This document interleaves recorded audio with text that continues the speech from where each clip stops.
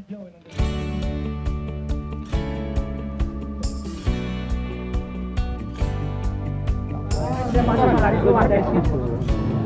Ya nggak tenang. Pegang ini.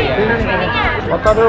Jadi pada hari ini nih luar biasa banget, beda banget dari hari-hari biasanya KAD, bahwasanya di Kabupaten Pringles Sewu ini menyelenggarakan peringatan Hari Batik Nasional. Iya, yang diselenggarakan pada tanggal 2 Oktober Ya, tentunya.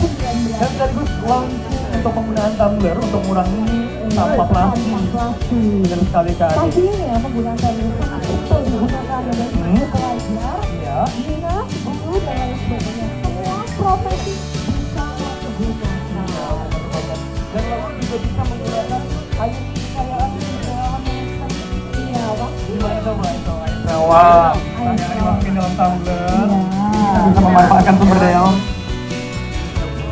Iya, itu yang namanya membersihkan warna.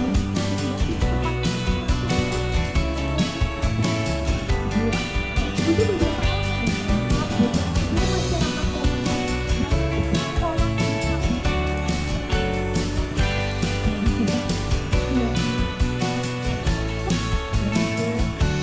Masaku.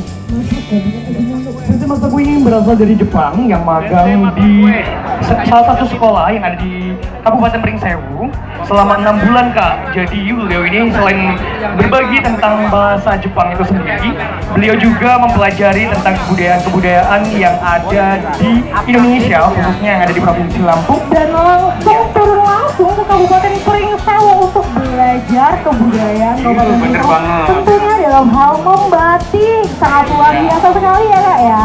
Halo Sensei. Sensei bersanding dengan Ibu Bupati dan Ajinomoto atau Masako ini? Hah? Ajinomoto atau Masako? Masako. Oh, Masako. Duduk protes. Masako Sensei, ya kan Sensei. Oke. Sensei Masako. Bukan Masako Sensei di balik dari kamu. Boleh, itu beda arti. Iya Bapak.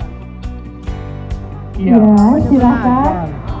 Untuk bambu melengkung dan figure selain itu boleh diberi kreasi warna sesuai dengan perpaduan yang elok.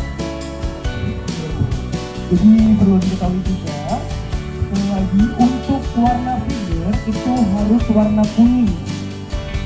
Ya kayak karena nanti kalau selain warna kuning itu juga kita bisa. Iya.